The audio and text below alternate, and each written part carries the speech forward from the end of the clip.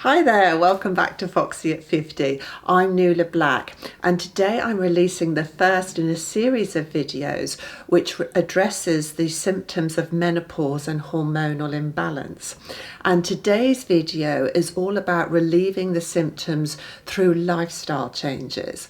Next week there'll be a video on relieving the symptoms using herbal methods and natural therapies, supplements, that kind of thing. And then that will be followed by a video on relieving the symptoms through HRT. You might have caught my intro video where I talked a little bit about menopause and me and the fact that I went into menopause when I was just 40. So I'm 56 now, so I've had a lot of experience, I'm afraid. And so I'm not a doctor, I'm not trying to speak like a doctor, I'm just sharing my experiences and my solutions to menopause symptoms, and of course to just slowing down the aging process in general. So first of all, let's just go through the symptoms. You may experience some, all, or just one or two of them. It just depends on the individual. So we've got the famous hot flashes, mood swings, sadness, depression, anxiety, irritability, fatigue, low libido, thinning hair, facial hair, osteoporosis, weight gain, poor memory, cognitive decline, poor sleep. Have I missed anything? Oh yeah, there's night sweats, aches and pains, and let's not forget itchy, bitchy, scratchy, bloaty, and all of her mates. So it's a real delight, isn't it? So as I said at the beginning of today's video, this video addresses the symptoms of menopause through lifestyle change. Now the thing about lifestyle change is that whether or not they completely eliminate menopause symptoms, the right change in lifestyle will definitely lessen the symptoms. But on top of that, what's really important is that you'll be helping yourself in every other area of your life, as these changes will affect your overall health, your fitness levels, and your physical appearance.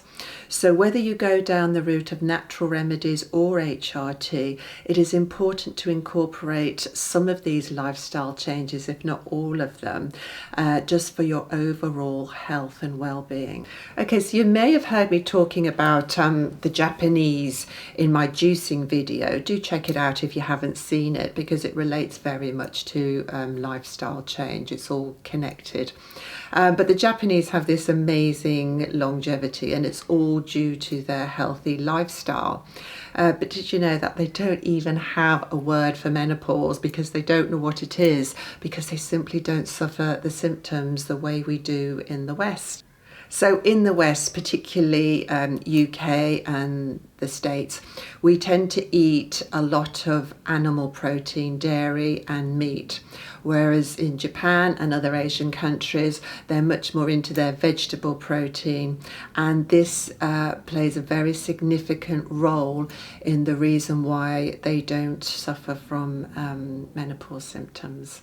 So the foods we want to be consuming more of are plant-based foods or plant-based compounds known as phytoestrogens. And these mimic the effects of estrogen. They're not estrogen, they mimic the effects of estrogen. And examples of that would be, say, foods rich in calcium. So that's all your dark green leafy vegetables again. They always come up, don't they? Because they are lifesavers. Your kale, your spinach, your broccoli, cabbage, all those kind of great green leafy vegetables. Of course, soy, tofu, almonds, and not forgetting calcium rich fruits as well. These are all phytoestrogens, and these will all help combat the effects of menopause symptoms. So other examples of phytoestrogens would be foods that would be rich in magnesium. So that's dark chocolate, which is great, avocados, nuts, legumes, so that's your lentils, your chickpeas, pile on the hummus, black beans, all sorts of beans. These are all high in magnesium, as well as lots of seeds. Pumpkin seeds, they're also high in magnesium, chia seeds, that kind of thing. Then whole grains also a rich source of magnesium. So oats, barley, quinoa, wheat, just make sure they're the whole grain. Dried fruit, bananas, they're all high in magnesium. Your dark green leafy vegetables again. So some of them can be high in magnesium, high in calcium, high in everything. So you get the shot with just one food. Then of course vitamin E is also a great phytoestrogen. So examples of vitamin E would be sunflower seeds, avocados, nuts, spinach, butternut squash, kiwi fruit, broccoli, olive oil. So olive oil used extensively, of course, in the Mediterranean countries, and their diet is also highly praised. Sea vegetables, seaweed. Now, they are huge in phytoestrogens, and of course again the Japanese consume an awful lot of seaweed, so it's not always to our palate in the West. We're not used to it, but if you can incorporate that in your diet, then absolutely fantastic. So perhaps it's no surprise with some of those foods, well, all of them, that they're always touted as the foods we need for every other ailment known to man, but out of all those foods that are really going to help your menopause symptoms, there is one food that stands out from all the rest, and that is soy. I mean, that is the king when it comes to relieving menopause symptoms. So here's the thing, if we did adapt to a Japanese diet, then menopause symptoms really would be a thing of the past. But they do eat soy every day. And to be honest, with our culture and our traditions, are we really willing to go down that route? Well, I hope so. I hope you will. But I totally understand if you can't. I mean, just the way our culture is, I mean, just everything we celebrate involves alcohol and probably the wrong foods, definitely the wrong foods. I'm just pointing out to you what works and what doesn't work. So herbal remedies, which will be in next week's video, they can work wonders, but remember they're not as strong as HRT. So they will work, but depending on how severe your symptoms are and how much of a lifestyle change you make. So if you put the two together, then they can work really, really well. Don't feel like a failure though if it doesn't work or you don't feel the changes. Everyone is different. And now to address the big issue that everyone asks about. Does menopause cause weight gain, or is it just a coincidence that we can't maintain our weight the way we used to have it just because we're older? Is it just a coincidence that piling on the pounds is just because we're older, or is menopause having an effect? I've been asking that question for 16 years of doctors, and I've never got a definitive answer yet, although they do tend to sort of blame it more on aging. I think it's inevitable that if your hormones are drastically declining, not what they used to be, these are youth hormones, I think it's inevitable that weight gain is going to be a consequence. But of course, aging is an absolute fact that you will pile on the pounds a bit when you age.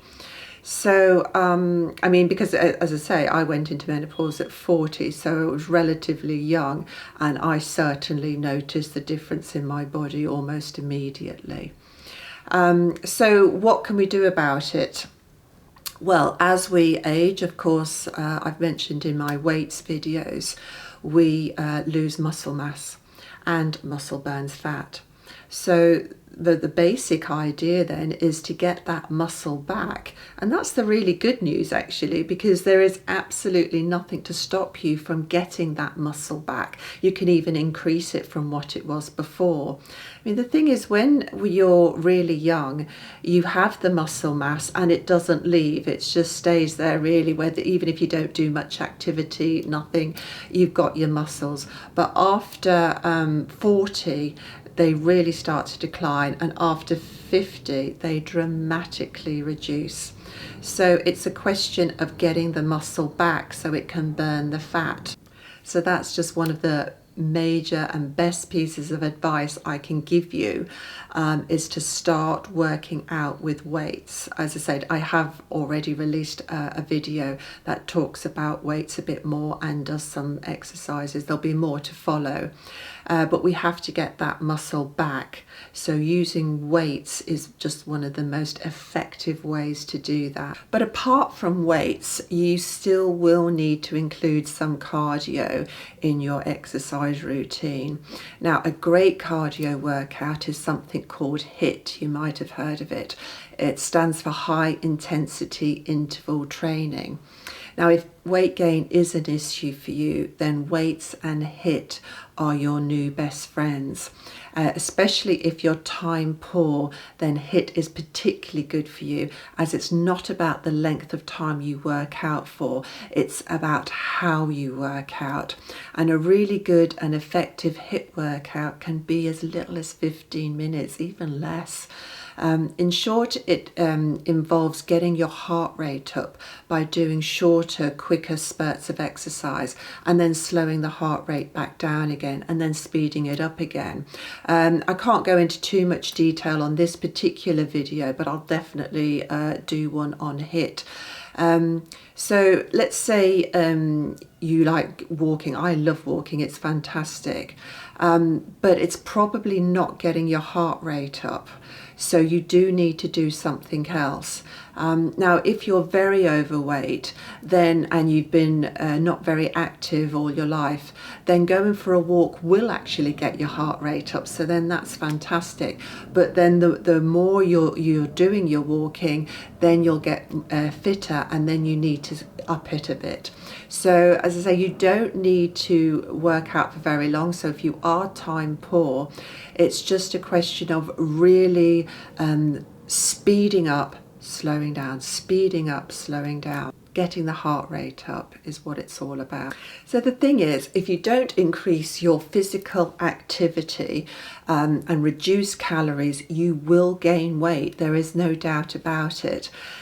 We can't hold on to the bodies that we had in our 20s and 30s. Everything changes. So if you want to keep the body you had in your youth, you've got to eat less and you've got to exercise more.